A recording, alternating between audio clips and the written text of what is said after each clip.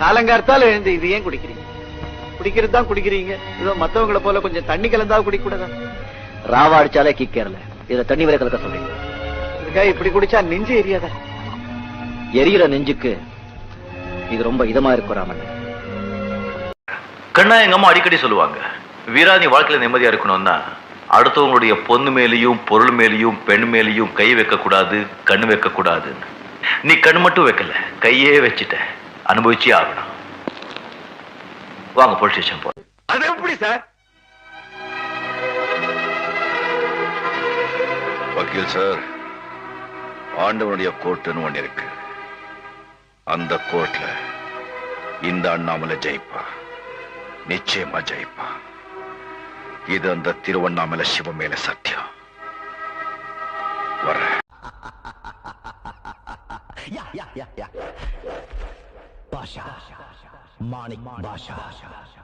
என்ன சொன்ன? கூட்டம் சேர்த்தவன் எல்லாம் ஜெயிக்க முடியாதுன்னு சொன்ன இல்ல? உண்மைதான். ஆனா என்கிட்ட இருக்கிற கூட்டம்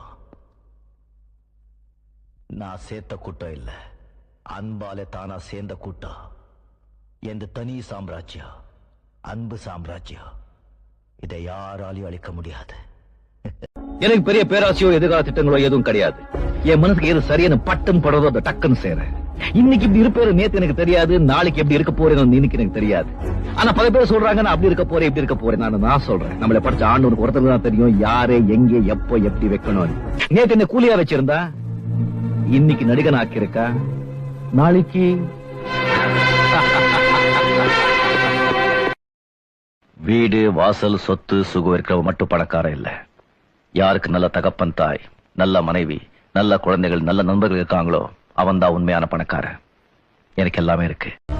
சார், என்ன உங்களுக்கு பிடிக்கல ஆனதுக்கு அப்புறம் நான் செய்யறதெல்லாம் உங்களுக்கு தப்பா தான் தெரியும்.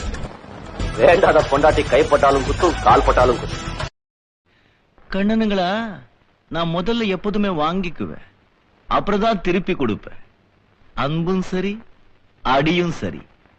இப்படி சூடு. பாஷா, மாணிக் பாஷா. ஒன்னு சொல்றேன், நல்லா தெரிஞ்சுக்கோ. நல்லவங்களை ஆண்டவன் சோதிப்பான், கைவிட மாட்டான். கெட்டவங்களுக்கு ஆண்டவன் நிறைய கொடுப்பான், ஆனா கை விட்டுடுவான். இந்த யுத்தத்துல நான் உன்னை விட பணம், பேர், புகழ், அந்தஸ்தை சம்பாதிச்சு பல அடுக்குமாடி ஓட்டைகளை கட்டி உன்னுடைய முன்னேற்றத்தை தடுத்து நிறுத்தி உன்னுடைய பண வரிய ஒழிச்சு கட்டி நீ எப்படி என் வீட்டை இடிச்சு என் குடும்பத்தை நடுத்தர கொண்டு வந்தியோ அதே மாதிரி நானும் உன் வீட்டை இடிச்சு உன் குடும்பத்தை நடுத்தர கொண்டு வரல. என் பேர் அண்ணாமலை இல்லடா மச்சான். நான் உன்னை சொல்ற தப்பா நினைக்காத. மேலே இருக்கிறவன் உனக்கு பேரு, பணம், பலம், அந்தஸ்து கொடுத்திருக்கான். அந்த திமிர்ல நீ கீழே இருக்கிறவன துன்புறுத்த கூடாது. அப்படி துன்புறுத்தலன்னு வச்சுக்கோ, அவன் என்ன செய்வான்? மேல இருக்கவங்க கிட்ட முறையிடுவான். அப்போ மேல இருக்கவன் என்ன செய்வான்? உன்ன மாதிரி ஆளு அடக்கிறதுக்கு யாராவது என்ன மாதிரி ஆளு அனுப்பி வைப்பான். இது எப்படி இருக்கு? மச்சான் அழிகிறாரு. நான் நினைச்சா உன் இடத்துக்கு, அதாவது தலைவன் இடத்துக்கு ரொம்ப சுலபமா வந்துடுவேன். ஆனா அது எனக்கு தேவையும் இல்லை, இஷ்டமும் இல்லை. நான் என்னைக்குமே ஒரு